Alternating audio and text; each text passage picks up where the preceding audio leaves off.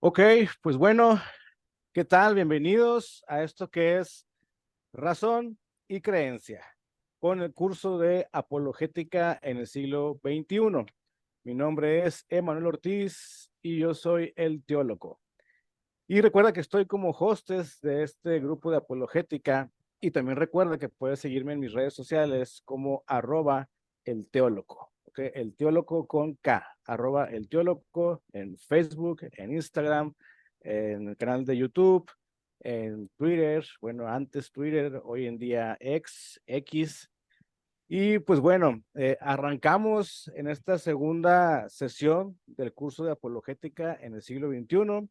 Antes de arrancar, quiero darte nuevamente las recomendaciones. Si ya estuviste por acá la semana pasada, ya sabrás cuáles son. Si eres nuevo por acá, déjame te las cuento. El primer puntito que vamos a ver, a tratar y a trabajar es que ingreses por favor con el micrófono silenciado. Y también mucho ojo y mucho cuidado al encender tu cámara. ¿Por qué? Porque ya sabrás, ya habrás visto en Facebook, en redes sociales, ya habrás visto que de repente pasa una que otra cosa en las cámaras de las personas al fondo. Entonces, ten mucho cuidado, porque ya que esto se sube a redes sociales, se sube a los canales de perdón, de razón y creencia, entonces aguas con eso, ¿ok? Ahora también es importante tener tu Biblia en mano. Para que nadie nos pique los ojos, hay que tener la Biblia en mano para poder comprobar, confirmar y para poder leer lo que estamos viendo en el curso, lo que el profesor nos diga, la cita que nos haga mención a lo largo de la clase del día de hoy. También recuerda tomar notas de lo que vayamos aprendiendo. Te recomiendo alguna libreta. Si no tienes una libreta y eres más de tecnología, pues a lo mejor algún blog de notas, a lo mejor en tu iPad, en tu dispositivo móvil, puedes ir tomando notas de lo que vayamos viendo. También recuerda, si tienes alguna pregunta, algún comentario, también puedes levantar la mano para solicitar que se te, active el micrófono y poder participar en la clase. Y también recuerda que al final tenemos una sesión de preguntas y respuestas, ¿ok? En la cual al final vamos a dejar ese tiempo para que si tienes alguna pregunta, vayas apuntándola en tu libreta o en tu dispositivo y al llegar ese tiempo de preguntas y respuesta, levantas tu mano, haces la pregunta y el profesor con mucho gusto va a contestarte esa pregunta. De igual manera, si tienes muchas preguntas, arranca haciendo una sola y para que los demás participantes también puedan hacer su pregunta. Si ves que ya nadie se animó a hacer pregunta, puedes hacer nuevamente tú alguna otra pregunta. ¿Ok? Bueno, como ya vimos la semana pasada, curso Apologética en el siglo XXI. Nuestro profesor Joan Contreras es el indicado y el encargado de darnos esta clase. Recuerda que duramos en el transcurso de 6 clases. Esta es la segunda clase, todos los jueves a las 8 de la noche, hora de Colombia, Perú, por medio de esta plataforma. Y el tema del día de hoy es la confiabilidad de los evangelios. Si te has preguntado alguna vez, ¿será o no será cierto lo que dice la Biblia? ¿Será como muchos dicen algún cuento de hadas? ¿Será algún libro más o no? ¿Será puro rollo el que maneja la Biblia o no? Bueno, hoy vamos a hablar acerca de la confiabilidad de los evangelios. Y para eso te dejo con el profesor Joan Contreras. Profe, todos tuyos. Sí. Hola, hola a todos, un saludo muy especial. ¿Se me escucha bien, sí?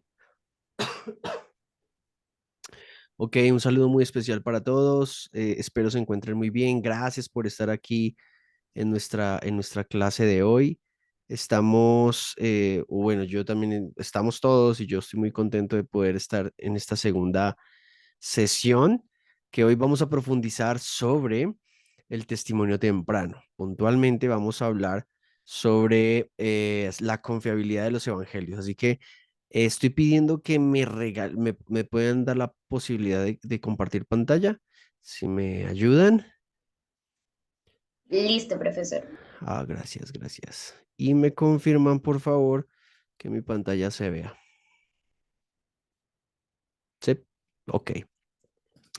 Ok, muy bien. Un saludo para todos. Gracias por estar aquí nuevamente. Yo estaba en el trabajo y realmente estaba supremamente ansioso por poder venir corriendo a dar la clase porque estos temas a mí me encanta hacer apologética.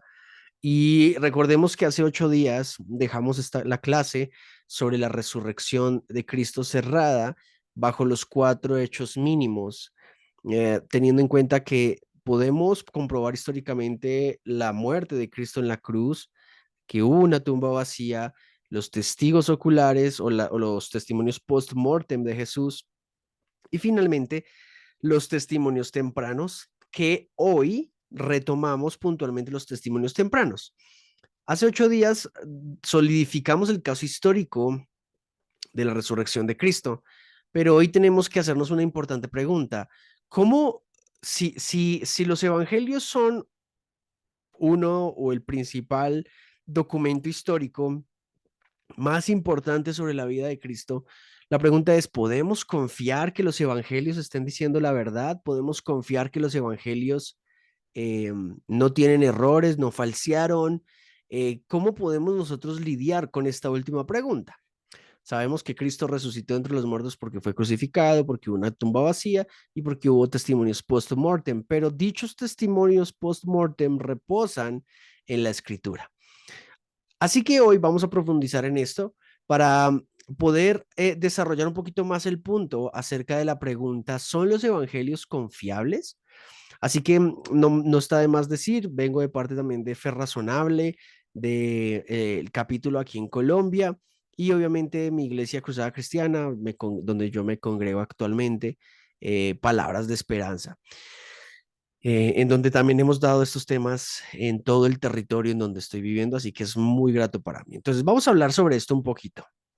¿Los evangelios son confiables literaria, geográfica e históricamente?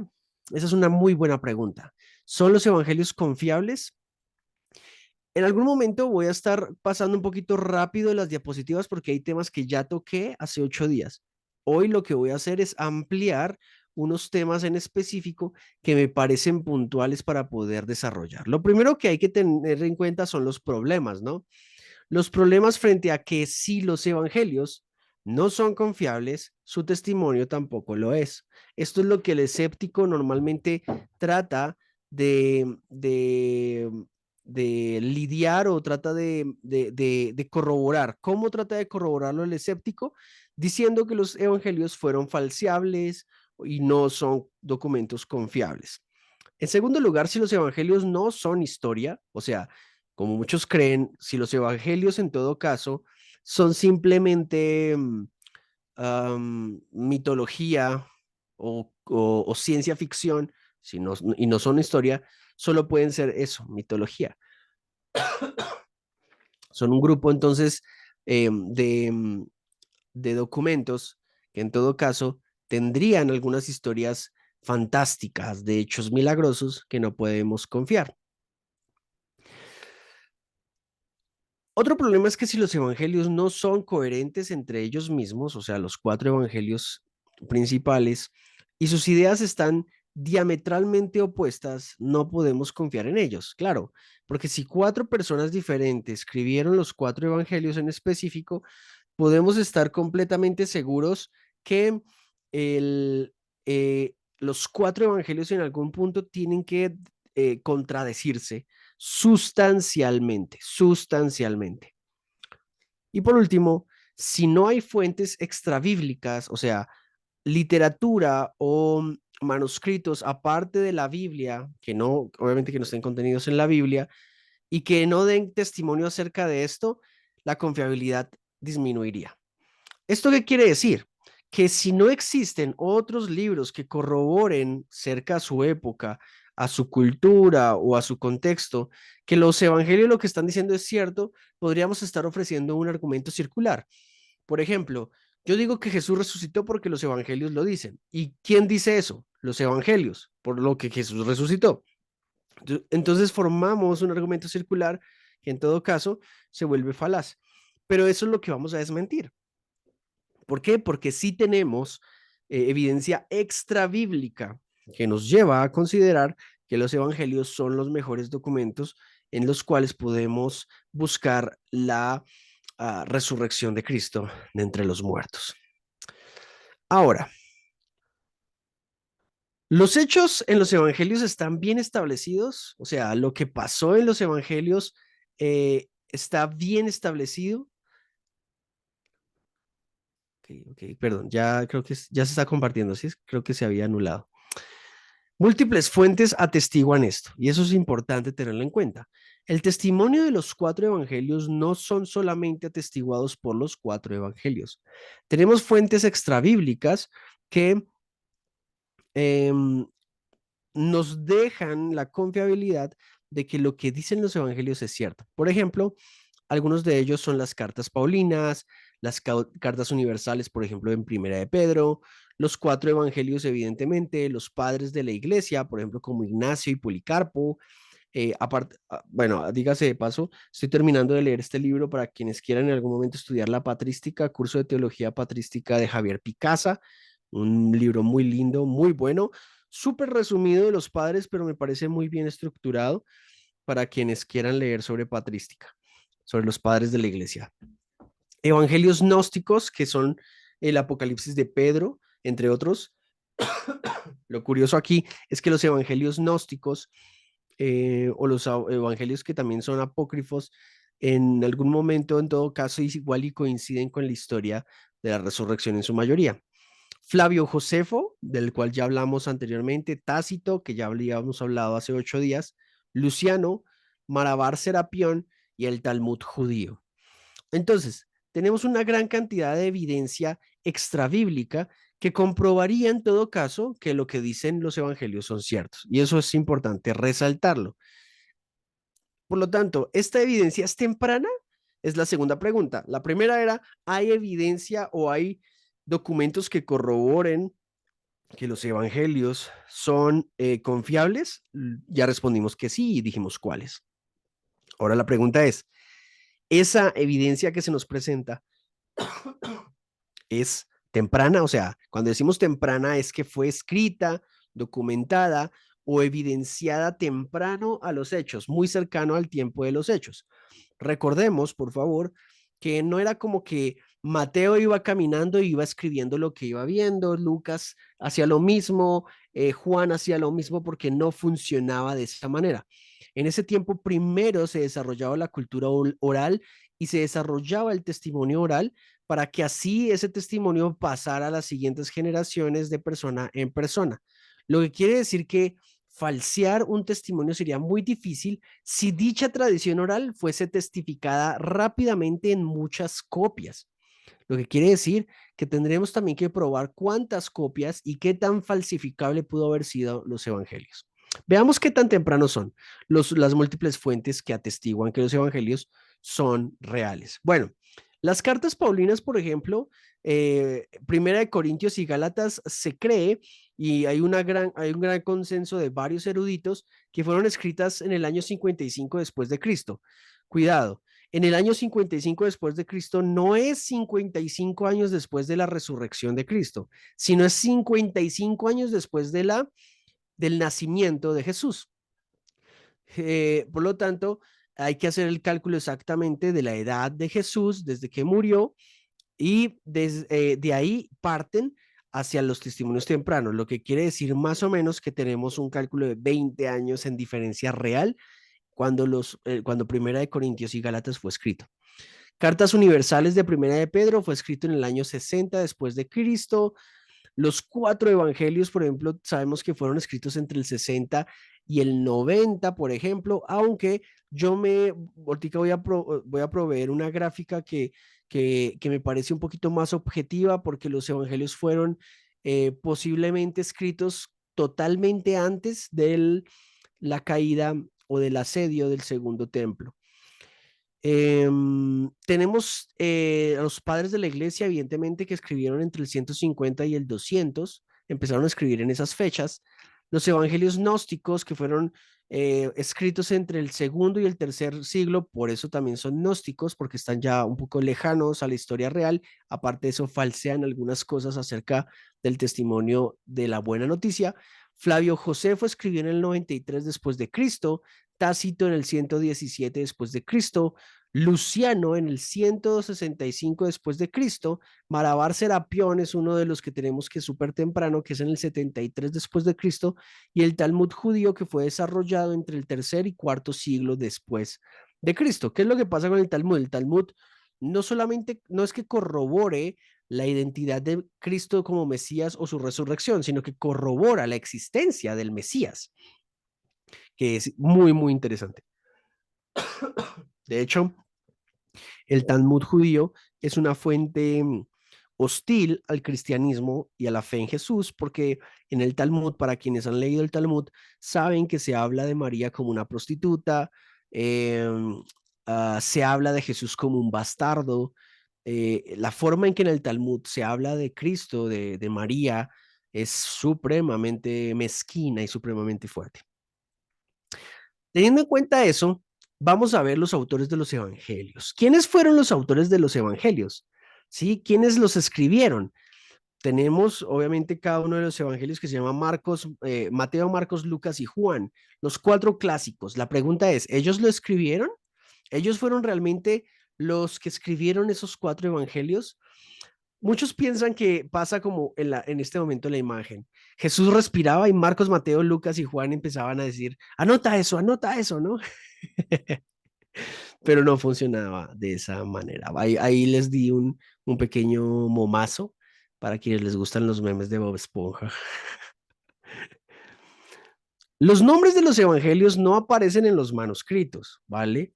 ¿Cómo sabemos entonces quiénes los escribieron? Efectivamente, los nombres de quienes escribieron los evangelios no estuvieron escritos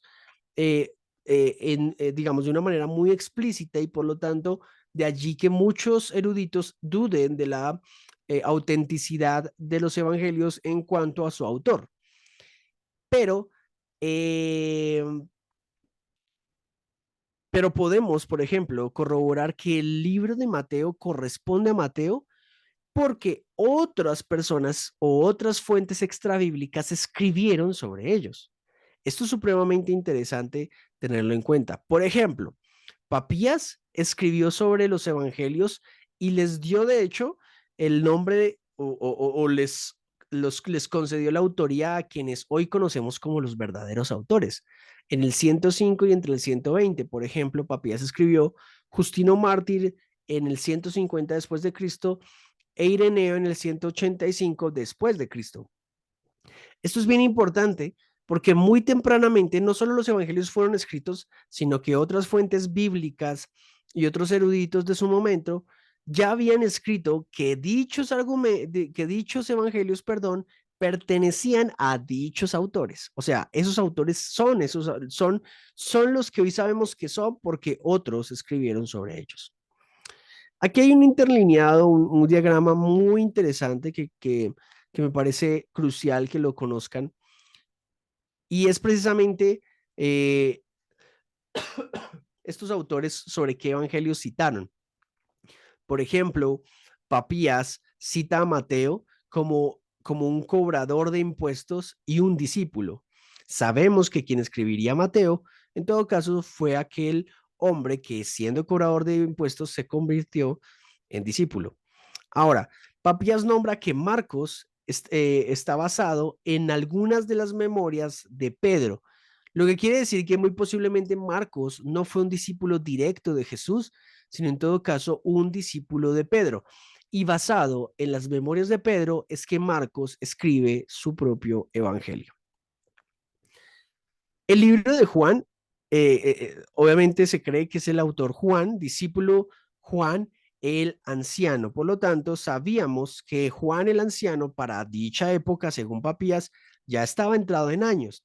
En la antigüedad se podía conocer la diferencia entre varios Juanes, por ejemplo, no por sus apellidos necesariamente, sino por digámoslo así, eh, por la identificación de su edad o de su etapa. Juan el pequeño, Juan el niño, Juan el joven, eh, Plinio el joven, por ejemplo. En este caso, Juan el anciano tiene que ver muy posiblemente con el discípulo amado, con el discípulo que seguía directamente a Jesús. Ahora, Justino Martín, por ejemplo, habla del libro de Lucas como un compañero de Pablo y que obtuvo su testimonio o su información de los testigos. Parece que Lucas no solo no fue un discípulo directo de Jesús, porque recogería los testimonios de los testigos y que habría sido compañero de Pablo en algunos de sus viajes. Esto es impresionante, no solo porque, aunque alguno diga, no, yo creí que Lucas era el discípulo directo de Jesús, esto no le quita ningún mérito a la autoría de los evangelios, porque de hecho le da mucha más confiabilidad. ¿En qué sentido le da más confiabilidad? Bueno, en el mero sentido de que los evangelios eh, están completamente relacionados unos entre otros. Aún cuando dos de ellos, por ejemplo, hubiesen sido discípulos directos y dos de ellos no hubiesen sido discípulos. Uno creería que si alguien dijo una mentira en algún punto, y si quizás todos se hubiesen comido la misma mentira, los discípulos que no son directos podrían haber falseado la historia. El problema aquí, bueno, el problema para el escéptico, en todo caso, es que ni siquiera los discípulos de los discípulos falsearon la historia. Recibieron el testimonio de de sus maestros y a su vez los testimonios de sus maestros coincidieron rápidamente con los testimonios de los primeros discípulos. Esto es supremamente asombroso. Ireneo, por ejemplo, Ireneo insiste en que solamente hay 4 evangelios. O sea, en sus diferentes cartas y escritos, Ireneo hace entender que solamente hay 4 evangelios. De allí también parte el argumento de que hayan evangelios apócrifos, tardíos, gnósticos, agnósticos, etcétera. O sea, que hay 4 evangelios única y exclusivamente verdaderos desde temprana edad. Por eso Ireneo también es muy importante. Y también Ireneo cita directamente los 4 evangelios canónicos y los cita por nombre: Marcos, Mateo, Lucas y Juan. Discípulo de Policarpo, por ejemplo, discípulo del apóstol Juan. O sea, Ireneo fue discípulo de Policarpo, que a su vez Policarpo fue discípulo del apóstol Juan. Lo que quiere decir que Ireneo tenía una línea directa y que sería potencialmente de la tercera generación de los discípulos de la cristiandad antigua, de la iglesia antigua, de la comunidad primitiva. Por eso Ireneo también hace parte de aquellas fuentes extrabíblicas que confirman que los evangelios son de Mateo, Marcos, Lucas y Juan, o sea, que esos son sus autores.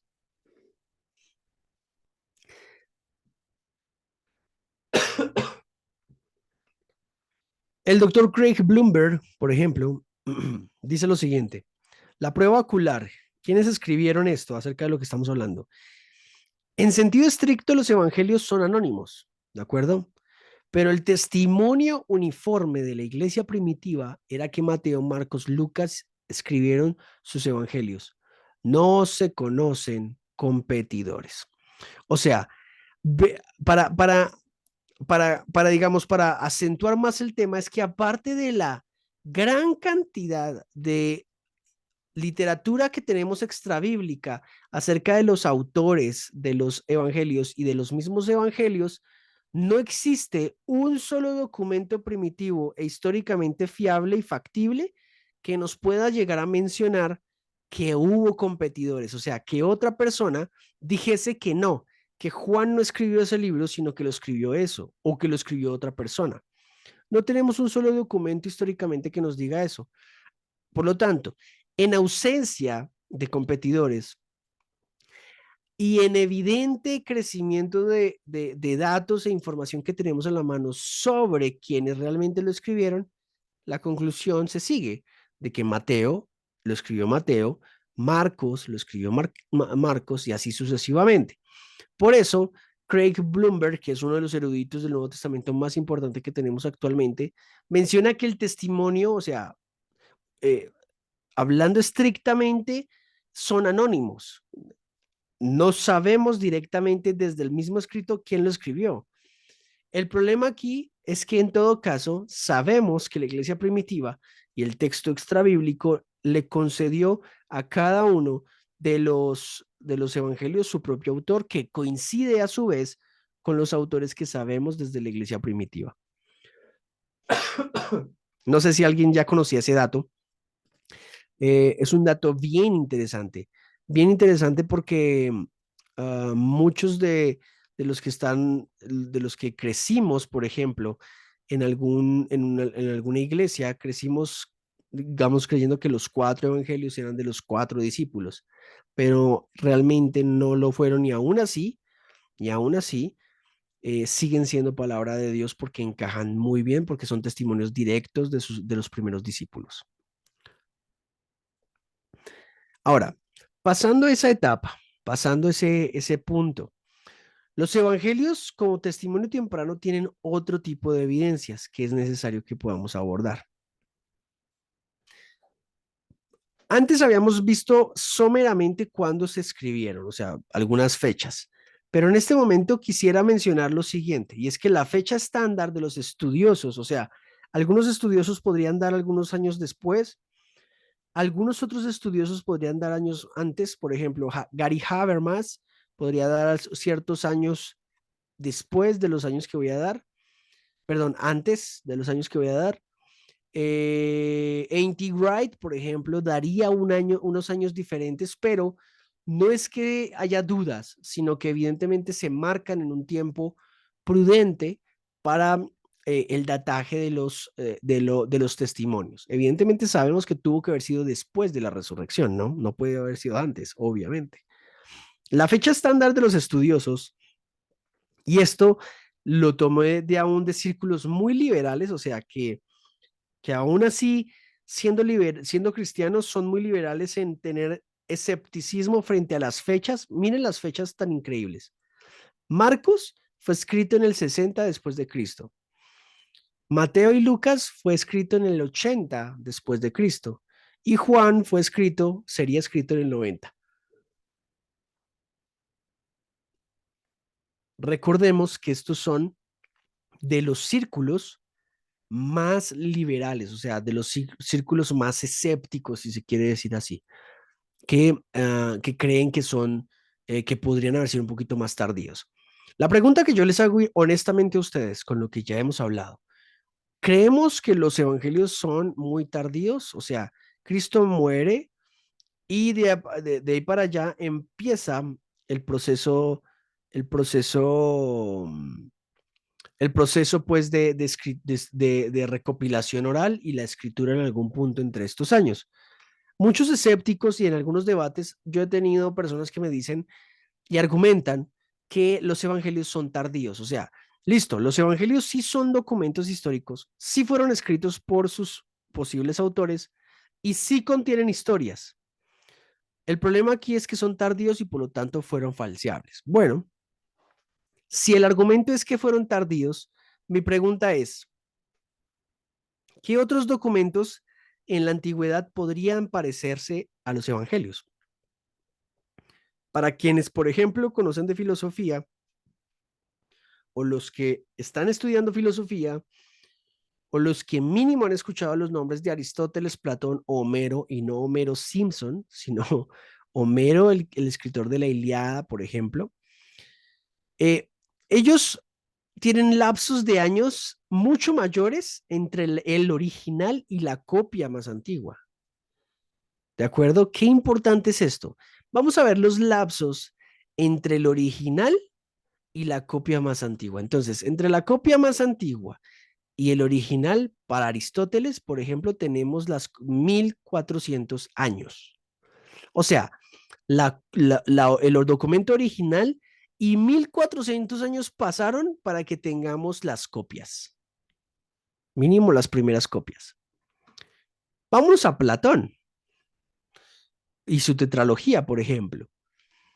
1500 años después de la copia original. 1300 años, perdón. Vámonos al famosísimo Homero, el de la Ilíada, vuelvo y lo repito, el de la Ilíada.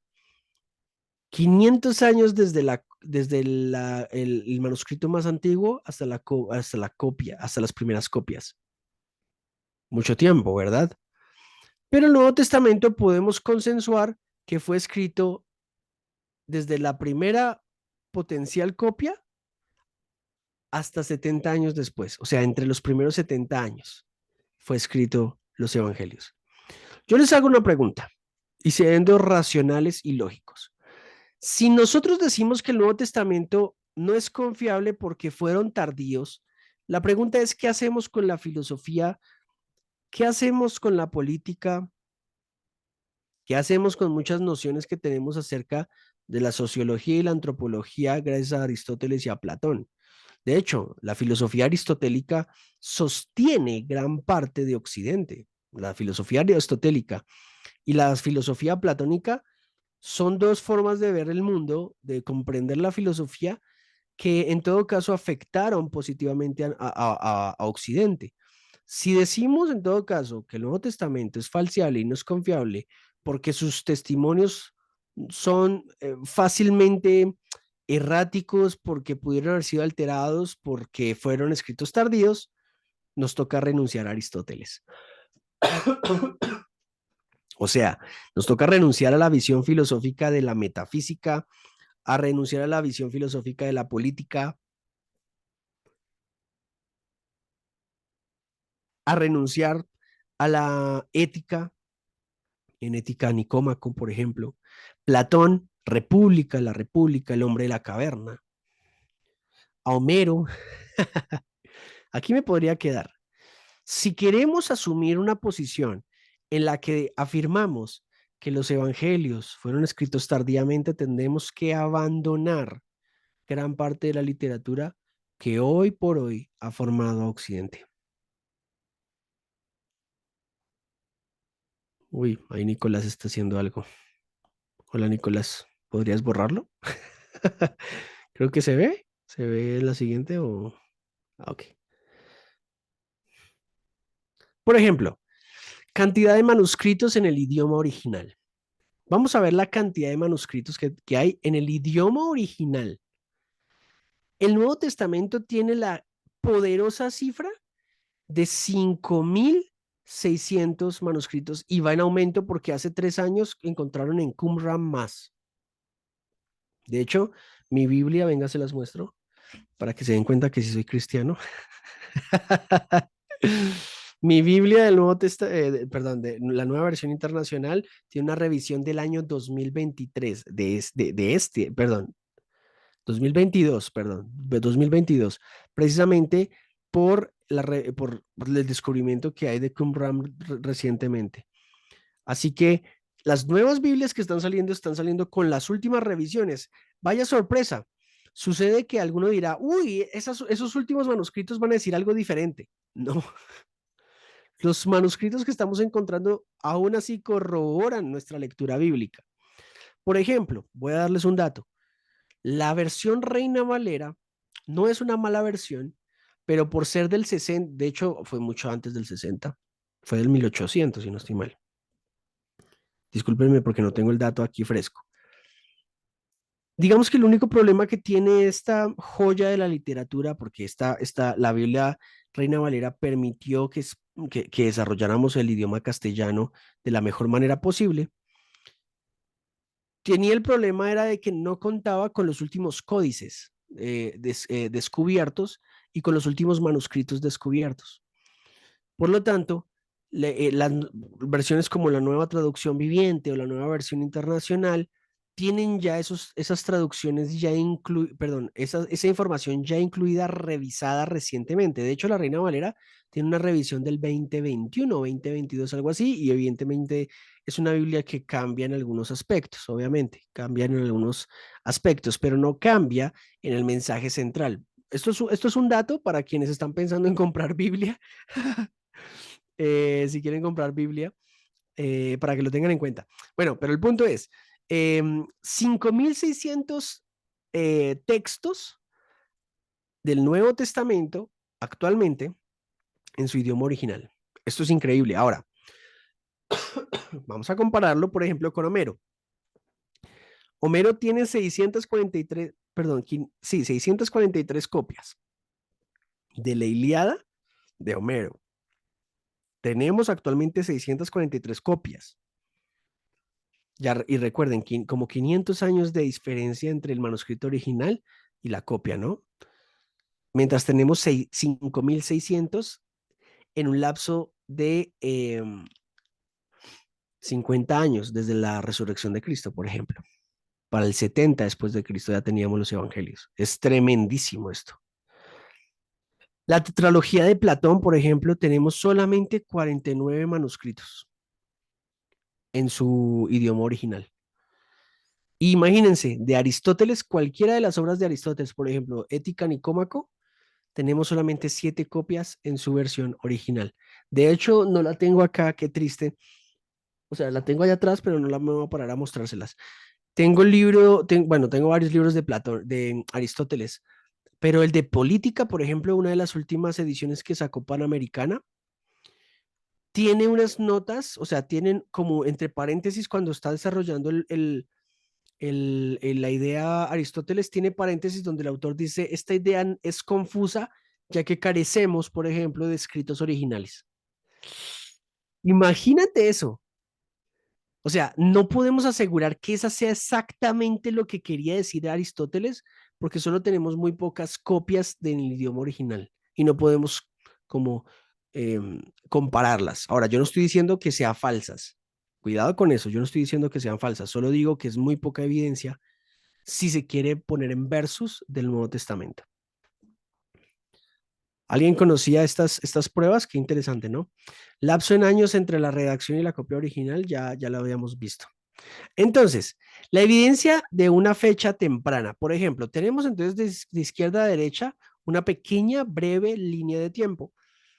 Sabemos que entre el año 45 y 50 más o menos hay un consenso ya de eruditos que data que el Marcos fue escrito entre el 45 y 50 después de Cristo.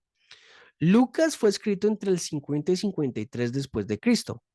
Pablo cita a Lucas, por ejemplo, entre el 54 y 55, y ya vamos a ver algunas de esas citas. Y Lucas escribe Hechos entre el 56 y el 60. Muere Santiago, Pedro y Pablo en el 56 y 60 y la destrucción del templo se desarrolla en el 70.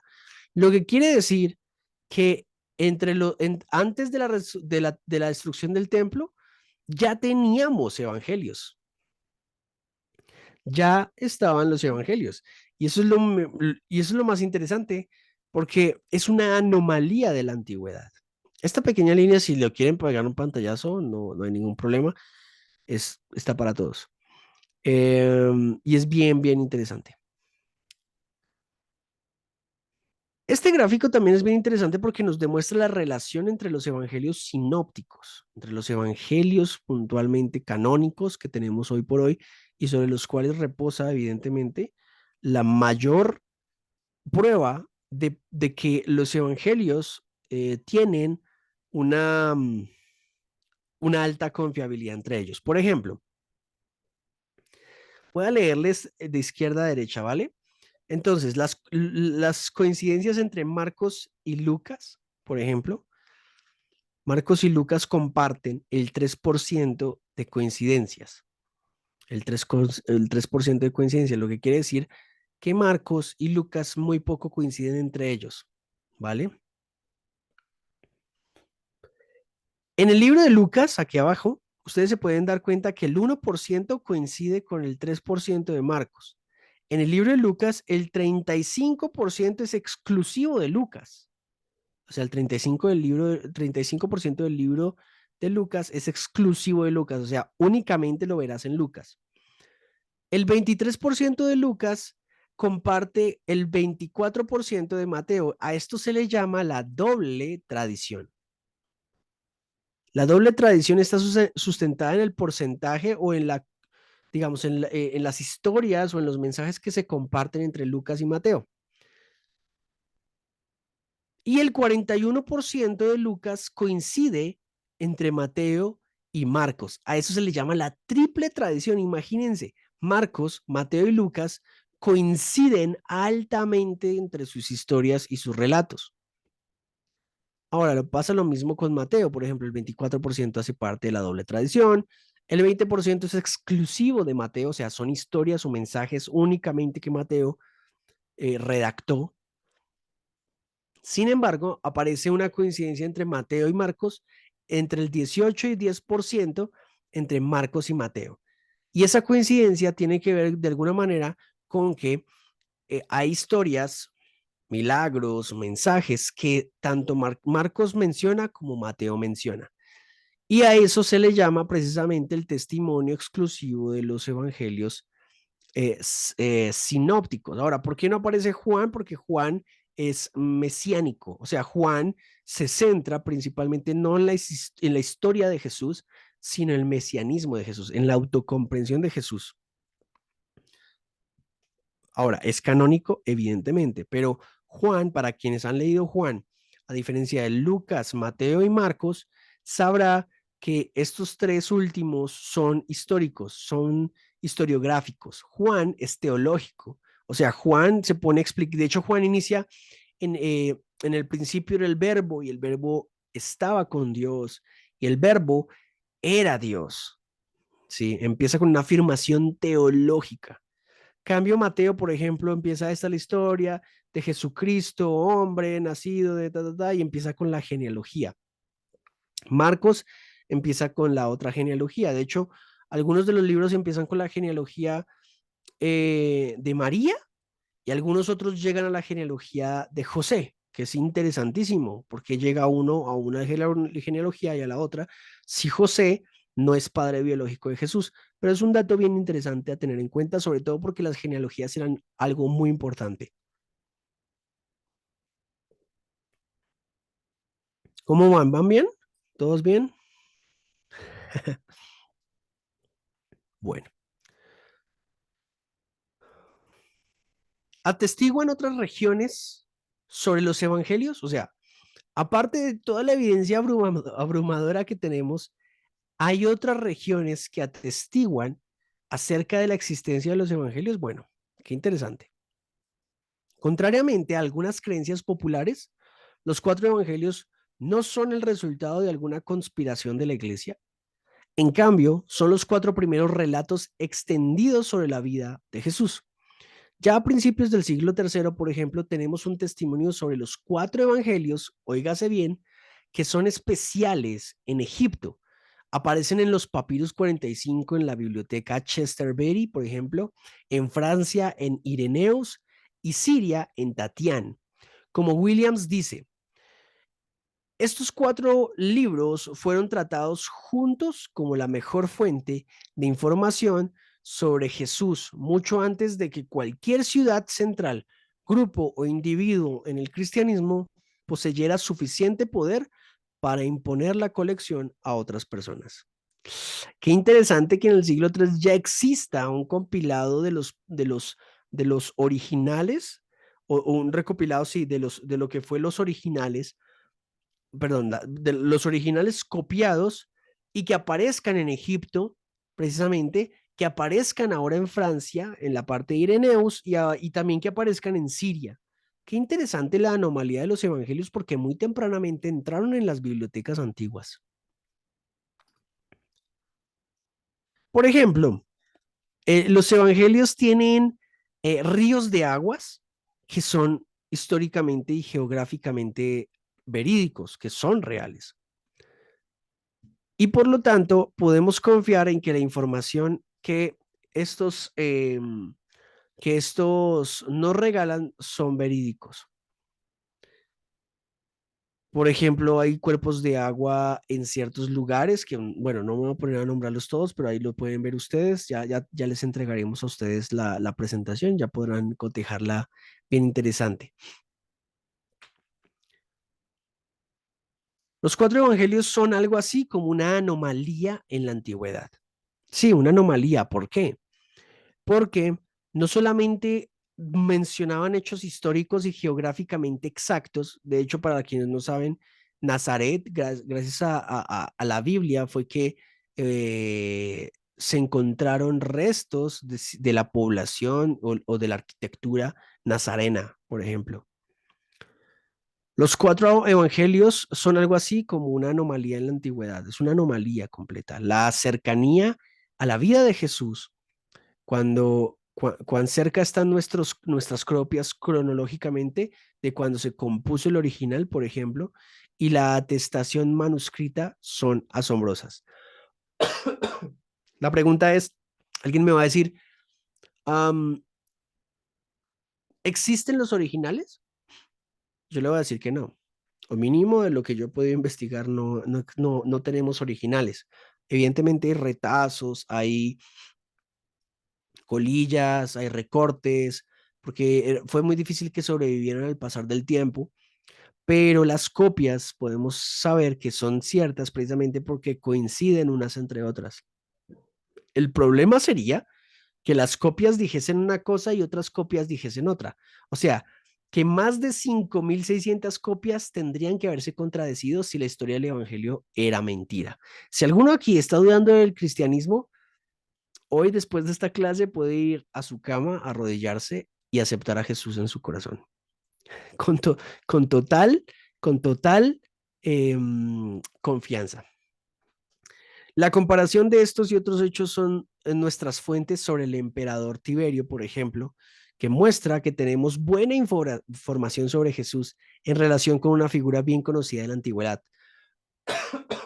Tiberio es una figura histórica de la antigüedad, de hecho aparece en varios escritos como en Antigüedades Judías y en otros más, eh, y demuestra que la Biblia no quiso tergiversar la historia en nada, nombraba a quienes realmente tenía que nombrar. Tiberio, por ejemplo, gracias a la Biblia, es que conocemos que Pilato eh, que, que Pilato puntualmente no es uno solo, sino que de hecho habían varios Pilatos en esa época y por lo tanto la Biblia arrojó mucha luz histórica para entender quién era Tiberio, quién fue Pilato, entre otras consideraciones bien interesantes. En cuanto a las referencias a los lugares como tal, por ejemplo, ahí ven ustedes Mateo, Marcos, Lucas y Juan. Hay lugares como por ejemplo Mateo habla de Betania y Betania aparece en Marcos, en Lucas y en Juan. ¿Cuál otro? Canaán, por ejemplo. Capernaum aparecen los cuatro. Caná, por ejemplo, perdón, aparece en Juan. Eh, Damasco, por ejemplo, aparece en Marcos y a hoy, por ejemplo, en Medio Oriente, cuando tú vas allí, Damasco sigue estando exactamente en el mismo lugar. Quizás no la misma ciudad, pero se sigue reconociendo que es Damasco, Jerusalén. Hay ciudades, por ejemplo, allá en Tel Aviv, por ejemplo, que siguen teniendo los nombres bíblicos. Qué impresionante eso.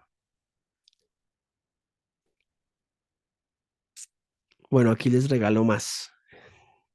Mira, ahí está Jerusalén, Jericó.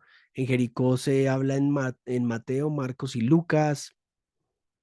Genezaret se habla en Mateo, Marcos y Lucas. No nos vamos a quedar ahí porque evidentemente pues podemos ir avanzando un poquito, ¿listo? Referencia, por ejemplo, a cuerpos de agua. Tenemos aquí el mar de Galilea, por ejemplo, el mar de Galilea se toca en Mateo, Marcos y Juan, el río Jordán en Mateo, Marcos, Lucas y Juan, entre otros. O sea, los lugares y los cuerpos de río que aparecen en los cuatro evangelios, podemos confiar plenamente que son esos debido a que esos cuerpos de agua son geográficamente exactos. Ahora aparecen otros lugares, no voy a mencionarlos todos, pero por ejemplo el Gólgota o el lugar de la calavera. Mateo, Marcos, Lucas, Juan lo nombran. El Monte de los Olivos, Marcos, Mateo, Lucas lo nombran, etcétera. Estas tablas que les mostré a vuelo de pájaro, porque ahí me podría quedar muchísimo tiempo y creo que se me está acabando el tiempo. Estas tablas demuestran tres cosas, chicos. Uno, que los escritores tienen conocimiento sobre sobre, o como un guardabosques, por ejemplo, de localidades bien conocidas a recónditas. O sea, tienen el mismo conocimiento que tendría un guardabosques en la medida en la que conoce su bosque. O sea, conoce su contexto, conoce el lugar en donde está. En segundo lugar, esto prueba que ningún escritor evangélico obtiene todo su conocimiento de otro porque todos tienen información única. O sea, Marcos, Mateo, Lucas y Juan, puntualmente los primeros tres, no coinciden en toda la historia porque cada uno también tomó más o menos entre el 20 y el 25% de lo que ya les mostré como parte de su propia historia. Pero era necesario que si ellos iban a contar su propia historia, en algún momento contaran la historia que también el otro había contado sin darse cuenta. ¿Ellos sabían que estaban escribiendo historias paralelas? No lo sé. ¿Y que habían coincidido? No lo sé. Pero cuando tienes la verdad entre tus manos, que la verdad coincida o no, no es algo que te preocupe, porque en todo caso va a coincidir con lo que es verdad, ¿cierto? En tercer lugar, los escritores muestran conocimiento sobre una variedad de información geográfica. Ellos saben dónde están las cosas. Una persona alguna vez, una vez una persona me dijo, em, dame un momento que se me abrió aquí una ventana. Una persona me dijo, hablando con una persona, un mormón, por ejemplo, me dijo, el libro Moroní está a la misma altura de la Biblia. Y de hecho, en la primera página del libro Moroní, creo que aparece que está al mismo nivel de la Biblia. Pero yo le hice una pregunta, o sea, antes de que empezáramos a hablar de teología y demás, dígase de paso que hablar con un mormón es bien interesante porque tienen mucha información. El problema de los mormones es que hacen afirmaciones mitológicas de cosas que pasaron en América de la cual no tenemos ni el más mínimo rastro arqueológico, ¿sí? Ellos mencionan, por ejemplo, en Estados Unidos que casualmente, por ejemplo, el Ángel Morovini casualmente se le presentó a Joseph Smith, que casualmente es un descendiente lejano de Jesús. Le dijo que ahí había existido una gran guerra entre, básicamente, perdónenme la palabra, no recuerdo los nombres, los nefilín y los nefilín, algo así, pero entre negros y blancos, porque para los mormones los negros eran como resultado de la maldad y los blancos eran los puros. Y las tribus tenían que matarse y ellos describen que hubo una gran pelea de arcos, lanzas y espadas en una época en donde era imposible tener ese tipo de herramientas como tal y que chocaron millones y millones de soldados en un monte. El día de hoy, los mormones encerraron ese lugar en Estados Unidos, está cerca de Nueva York. Por ejemplo, si alguien se va a pasar por Nueva York, creo que es ay, bueno, después les doy el dato. Encerraron el monte porque no quieren que nadie lo estudie. Porque si una pelea entre millones de personas con espadas, tiene que haber el más mínimo rastro arqueológico de eso. Porque hoy, por ejemplo, sabemos que hay ruedas de carruajes egipcios en el mar que pasó Moisés. Hoy ya los hemos descubierto, pero ¿por qué no podríamos acceder a la supuesta información mormona? Eso es un dato curioso que les doy, precisamente porque los evangelios dan confiabilidad de lo geográfico y lo arqueológico que pueden proveer. Todo esto es extremadamente sorprendente si están escritos bien después del hecho en algún lugar a las afueras de Palestina. Como dice el doctor Williams, los cuatro evangelios demuestran familiaridad con la geografía de los lugares sobre los que se escribieron. O sea, los que escribieron los evangelios sabían dónde estaban de pie, o sea, sabían dónde estaban parados. Cuando Williams se da cuenta de la frecuencia de las referencias geográficas, los resultados son aún más sorprendentes. El doctor Williams descubrió esto, que las ubicaciones mencionadas por 1000 palabras son las siguientes. Por ejemplo, Mateo nombra 4905 ubicaciones en su libro. Marcos nombra 5.404 veces ubicaciones exactas en su libro. Lucas 5.087 veces en su libro. Y Juan, aunque es un libro plenamente teológico y mesiánico, son 4.921 veces. O sea, aún así, siendo un libro que se concentró en la deidad de Jesús, tenía nombramientos puntuales de lugares geográficos exactos. O sea, si a alguien no le sorprende eso, no sé qué lo puede sorprender. Evidencia de la veracidad de los evangelios fuera de los evangelios. Rápidamente voy a tomar esto muy rápidamente. Las cartas de Pablo y sus referencias son importantísimas. Por eso, gracias a las referencias de Pablo a los evangelios, podemos entender que hay libros y hubo libros que, por ejemplo, ya habían sido escritos, o mínimo el relato ya estaba entre la gente, que ya se conocía lo que iba a decir las cartas o los libros bueno, libros es un decir, ¿no? Papiros en su momento. En 1 Corintios capítulo 9, versículo 14 dice así: así también ordenó el Señor que los que proclaman el evangelio vivan del evangelio. Mientras que Lucas 17 dice que porque el obrero es digno de su salario. Es una clara referencia a Lucas. 1 Corintios 6:2 dice: ¿o no saben que los santos han de juzgar al mundo? Lucas 22:29-30 dice: yo les otorgo que coman y beban a mi mesa en mi reino y se sentarán en tronos juzgando a las 12 tribus de Israel. Una clara referencia a Lucas. Ahí por eso está el CAP, que tristemente estos días se casó. Ojalá esa muchacha lo haga feliz. Bueno, me voy a saltar esta porque quiero avanzar a algunas otras que son importantísimas. Flavio Josefo, ya lo habíamos visto, ¿no? Pero esto es lo que se dice completamente. No lo había podido leer hace 8 días, pero hoy lo leo.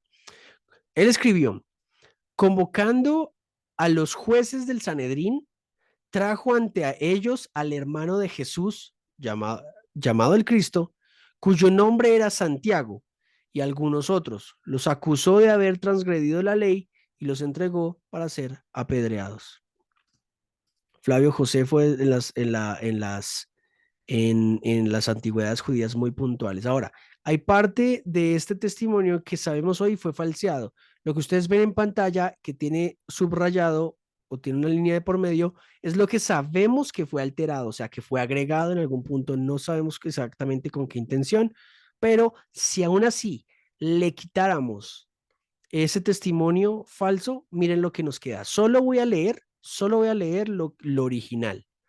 En ese momento apareció Jesús, un hombre, porque era un hacedor de hechos asombrosos, un maestro de gente que recibe la verdad con placer, y ganó adeptos tanto entre muchos judíos como entre muchos de origen griego.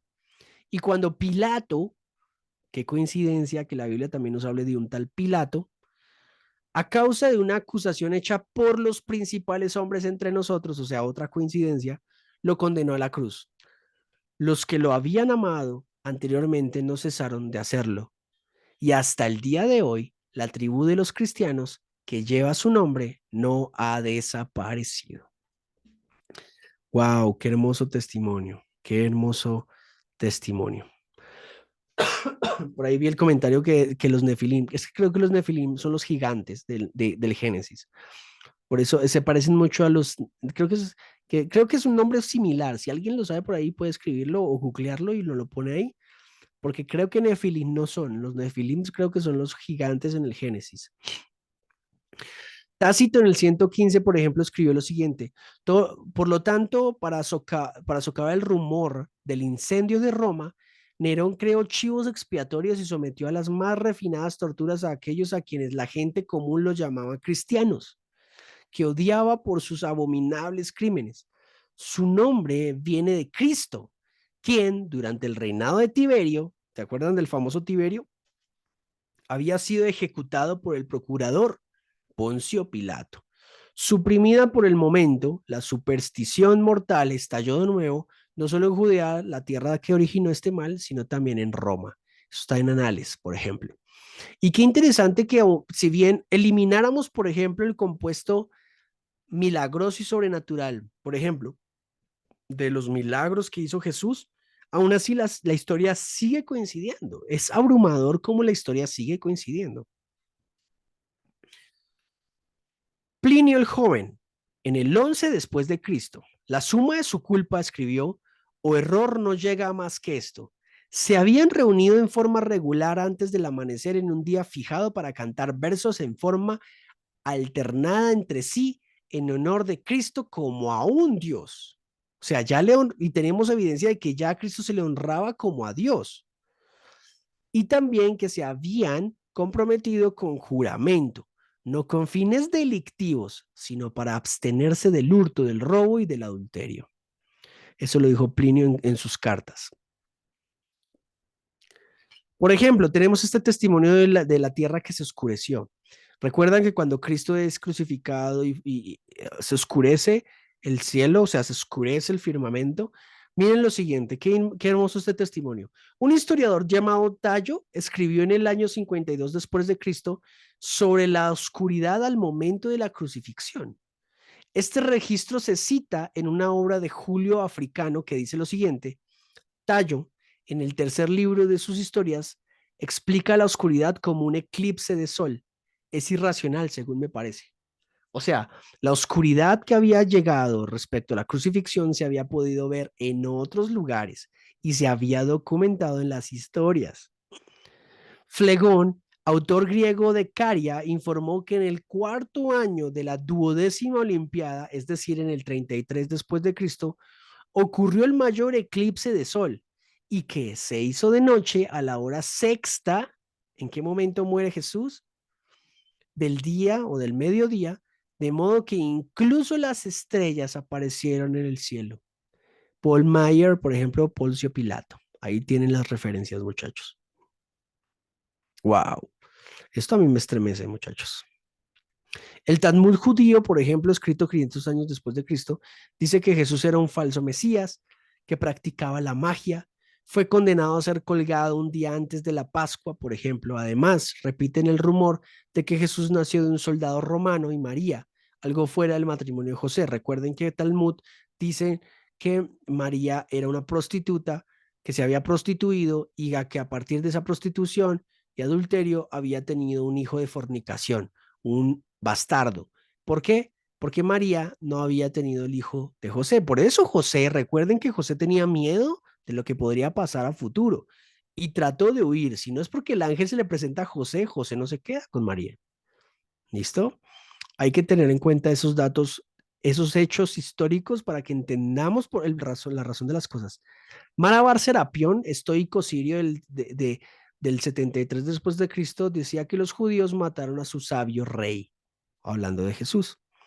Luciano, por ejemplo, sirio del 165 después de Cristo, menciona que Jesús es un sofista, o sea, un hombre sabio, y que fue crucificado en Palestina. Imagínate. Me voy a saltar esta advertencia. Creo que tenemos tiempo todavía para abordar las contradicciones. Me disculpan.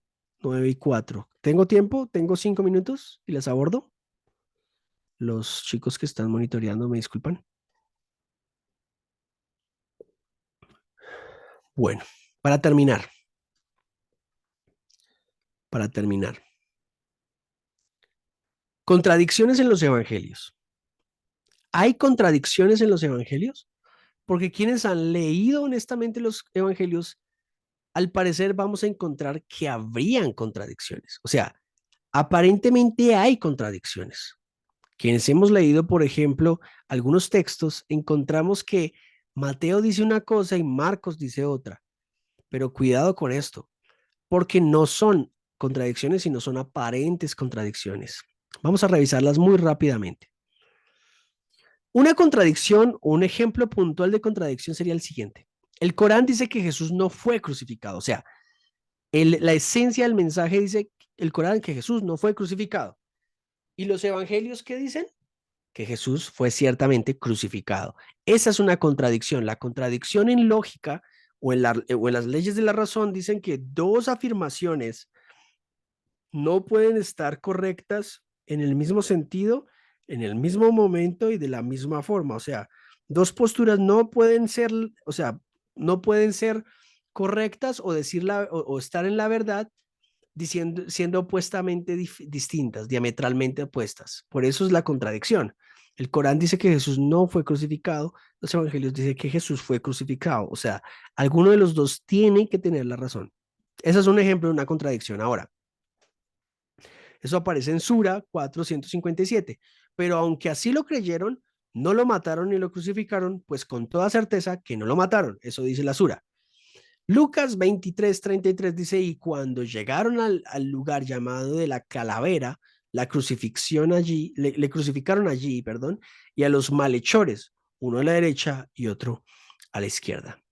O sea, los textos son contrarios unos entre otros. El Corán dice que Jesús no fue crucificado. La Biblia dice que sí. Vamos a poner otros escenarios. Ejemplos de aparentes contradicciones sobre la hija de Jairo, por ejemplo. Se menciona en Marcos capítulo 5, versículo 21 al 43 que y le rogó, ven que mi hija está agonizando, pon tus manos sobre ella para que sane y siga con vida. Mientras que en Mateo capítulo 9, versículo 18 al 26 dice que diciendo, mi hija acaba de morir, mas ven y pon tu mano sobre ella y vivirá. Ok, para Marcos, la hija de Jairo está agonizando. Para Mateo, la hija de Jairo ya murió. Alguno dirá, wow, ahí está falseable. Ok, la pregunta aquí es, si no has tomado todo el curso, tienes que repetir la grabación, porque las diferencias pueden ser principalmente en esas. Recordemos que Mateo escribió su evangelio. Marcos recopiló las memorias de Pedro. Por lo tanto, las diferencias serían simplemente en las formas, no en la esencia. La esencia del mensaje aquí, ¿qué es? Que alguien está en problemas, alguien está o muerto o está desfalleciendo, pero que necesita que Jesús haga algo para que le dé vida. Ese es el mensaje central de estos dos versículos. Si uno dice que ya había muerto y el otro dice que aún estaba agonizando, puede haber una diferencia básica de tiempo. Hoy siguen existiendo esas diferencias, por ejemplo, en la investigación forense, en la investigación jurídica. Esas diferencias no implican que a los dos estén falseándose. Simplemente dice que a uno vio que, por ejemplo, una persona sacó un arma de corto alcance y le disparó 2 veces, pero el que estaba más cerca vio que le sacaron una metralleta y le disparó muchas veces. ¿Sí? La pregunta aquí es, ¿esta es una verdad de hecho? O sea, la verdad está condicionada por el hecho o por la diferencia del contexto. Por lo tanto, aquí el punto no es si este o este dijo la verdad o la mentira. Los dos están diciendo algo que es cierto, que es que alguien está muerto a causa de que alguien lo asesinó. Uno pudo haber visto algo o haber aparentemente visto algo y otro pudo haber visto realmente lo que pasó porque estuvo mucho más cerca. Mateo posiblemente tenía mayor razón porque acababa de morir. Mientras que Marcos, que recogió las memorias de Pedro, Pedro ya habría estado viejito y pudo haber transmitido esta diferencia. Otro ejemplo. Las mujeres en la tumba. Juan capítulo 20, versículo 1 nos dice que el primer día de la semana, María Magdalena fue de mañana, siendo aún oscuro al sepulcro, y vio quitada la piedra del sepulcro. Ahora, Mateo 21, pasado el día de reposo, al amanecer del primer día de la semana, vinieron María Magdalena y la otra María a ver el sepulcro. Juan dice que fue una María. Mateo dice que fueron dos. La pregunta es, ¿quién miente? Pero ninguno. Porque pudieron haber sido puntos de vista diferentes. Mateo pudo haber recibido la noticia en un lugar en específico, mientras que Juan pudo haberla recibido en un lugar específico. Aquí el punto es si el mensaje es diferente. O sea, Juan no dice que fueron al sepulcro y Jesús estaba ahí, todavía moribundo, y Mateo dice que no, que había resucitado. Ahí sí habría una contradicción porque es esencialmente el mensaje. Pero aquí no hay contradicción. Pudo haber sido María ¿Y quién quita que hubiese ido con otras dos personas? El punto no es si iba con dos o con una. El punto es que el mensaje central de los versículos está ahí. ¿Qué? Que las mujeres fueron las que descubrieron la tumba vacía. Bueno, aquí había otro de la tumba vacía, las mujeres en la tumba vacía. Las contradicciones no implican falsedad. Estas aparentes contradicciones no implican falsedad. Mike Licona, no tengo el libro acá tampoco, escribió un libro que se llama La resurrección de Jesús, sí, La resurrección de Jesús. Él dice que estas contradicciones o estas aparentes contradicciones son más bien diferencias y a mí me gusta más esa forma de explicarlo. Son diferencias, no contradicciones. Por ejemplo, podemos traer otra a la mente. La viña, perdón, ¿sí? Una planta que Jesús maldice por no dar fruto. Va al templo, sale y la planta ya está muerta. En otro evangelio, si mal no recuerdo, Jesús la maldice, se va y cuando vuelve, vuelve y la maldice y cuando vuelve a verla, ya está muerta.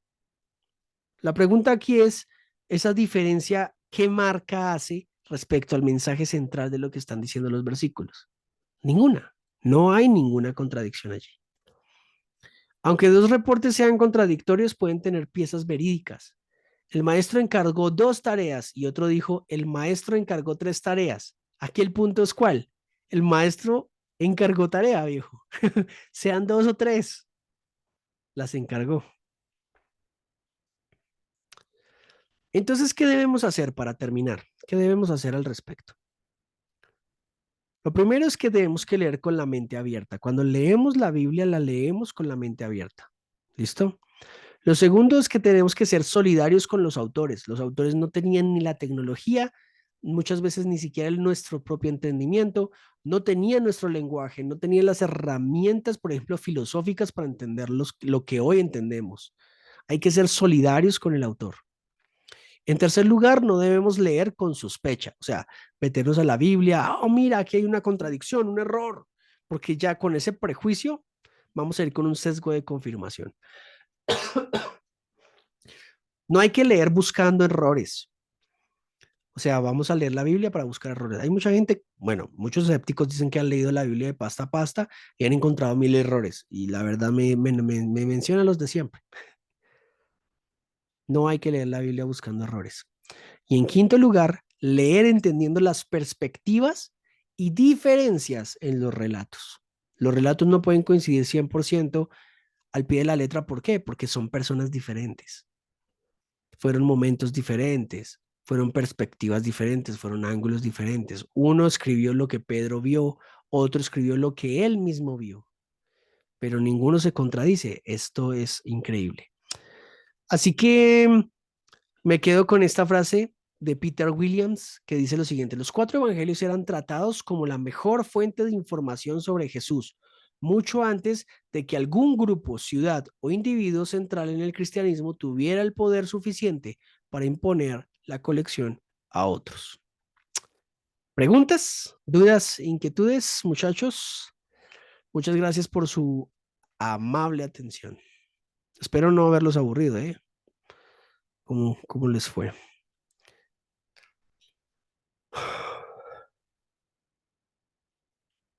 Un poquito abrumadora la evidencia, ¿no? Pero Listo, gracias, profe Joan. Bueno, chicos, chicas, ¿alguien tiene preguntas? ¿Alguien, el que guste de entrada puede levantar su mano para observarle y activar el audio para que pueda hacer las preguntas?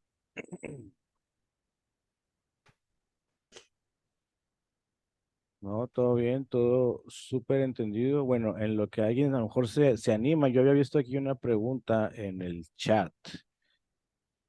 Am, Aquí está, la pregunta que había visto es de Steven, y pregunta, ¿también el libro de los hechos es anónimo? ok, es una pregunta, sí. No, de hecho, ahora, sí fue escrito de forma anónima, ¿no? Pero como te digo, o sea, no como yo, Lucas, estoy escribiendo esto porque digamos que a Lucas no le interesaba escribir tanto eso. Pero si mal no recuerdo, lo acabo de hecho de mencionar. El libro de los Hechos, les voy a dar el dato exacto, fue escrito por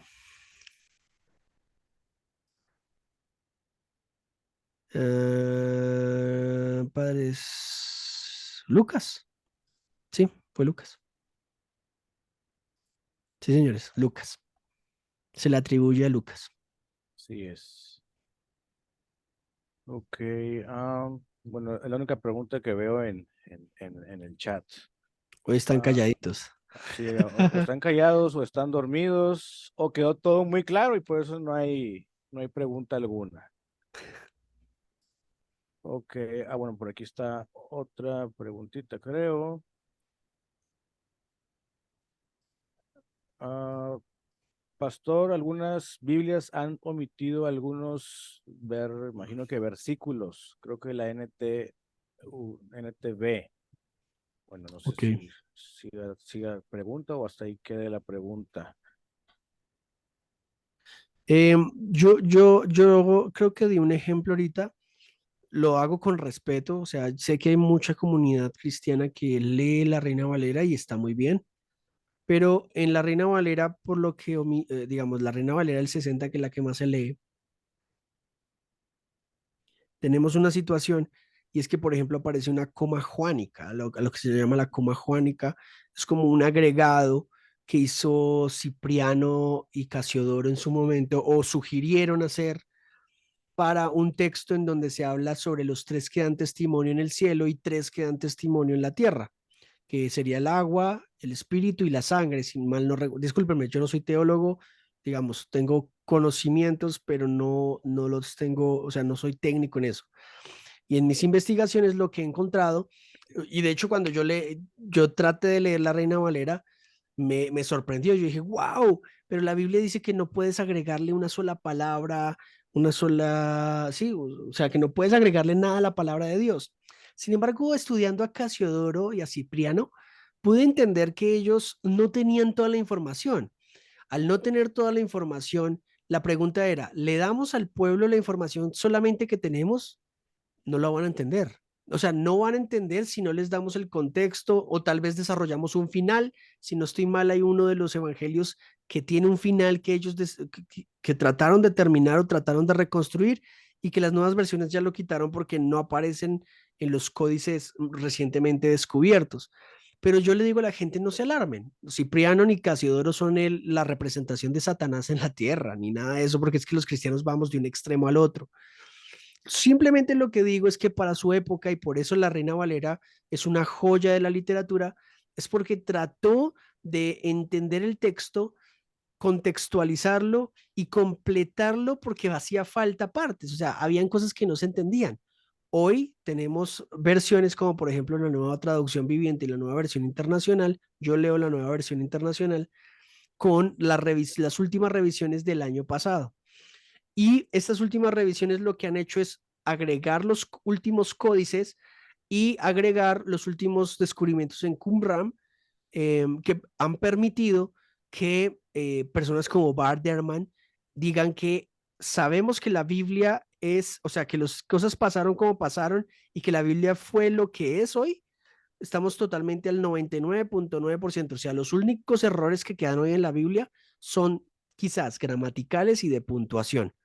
O sea, no hay error en historia, sino quizás en gramática y en puntuación, pero cada vez entre más salgan copias, nos damos cuenta que más tenemos el texto fiable a lo que fue el original y la tradición oral.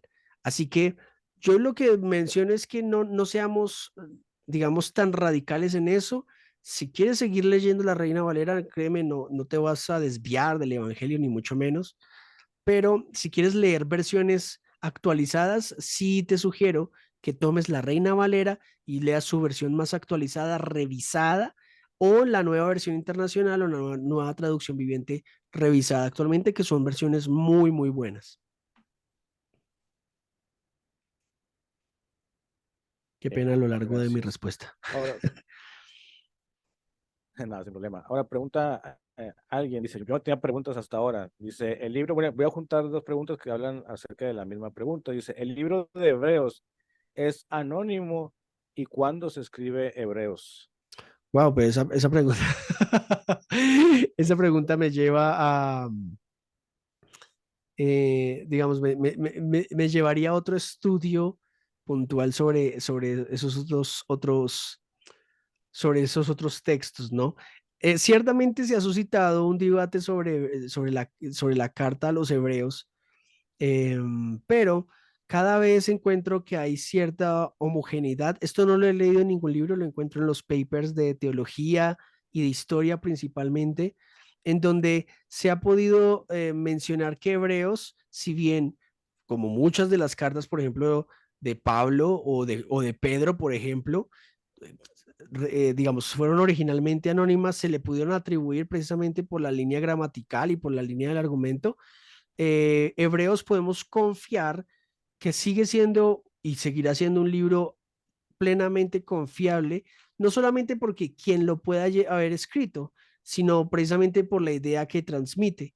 Hebreos es un libro, es una carta bellísima que se le atribuye a Pablo, pero obviamente tengamos en cuenta que Pablo tuvo que haber tenido a alguien que le tuvo que haber ayudado. Sabemos que Timoteo pudo haberlo hecho, Timoteo pudo haberle ayudado a escribir ciertos libros, pero vuelvo y lo digo, el afán no era saber quién lo había escrito, no el libro, sino, por ejemplo, quién fue realmente quien transmitió dicho mensaje. Y Hebreos posiblemente, muy posiblemente, en efecto es de Pablo. Bien, pues, gracias. Ok, chicos, chicas, ¿alguna otra pregunta? O ya empezamos con el fin de clase. Ok, bueno, pues viendo que no hay manitas levantadas ni alguna otra pregunta, pues bueno, profesor, muchas gracias por la exposición del día de hoy. Gracias por compartirnos esto. Igual,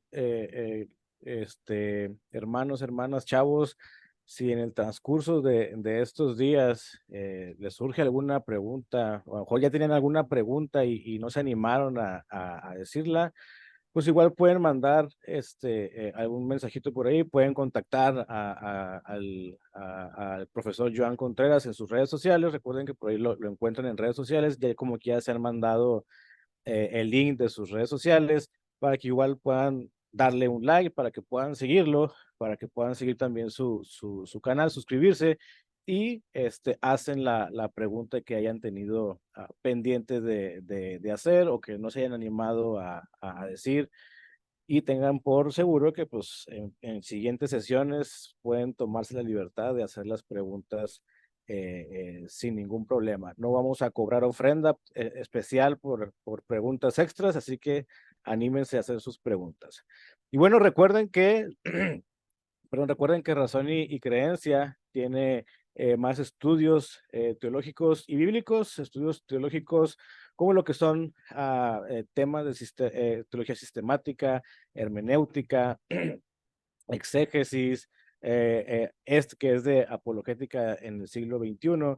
Y también hay estudios bíblicos, ¿no? Como lo es Génesis, como es en este caso Segunda de Pedro, Hechos, Levíticos y otros temas más. Estos son los que actualmente se están llevando, pero sin duda alguna en postreros tiempos, no tan postreros para su venida, pero en postreros tiempos vamos a estar teniendo otro tipo de temas, otro tipo de estudios de alguna carta o de algún libro bíblico para que puedas estar enterado de ello. Pues igual te animo, te exhorto, te invito a que sigas en las redes sociales a Razón y Creencia para que estés enterado de los cursos de estudios teológicos y o estudios bíblicos que podamos tener en próximos meses. Repito, sigue las páginas de Razón y Creencia, sigue las redes sociales, de igual manera las redes sociales de el profesor Joan Contreras, como quiera por ahí en el transcurso de estos días, estaremos dejando las redes tanto del profesor, las redes también de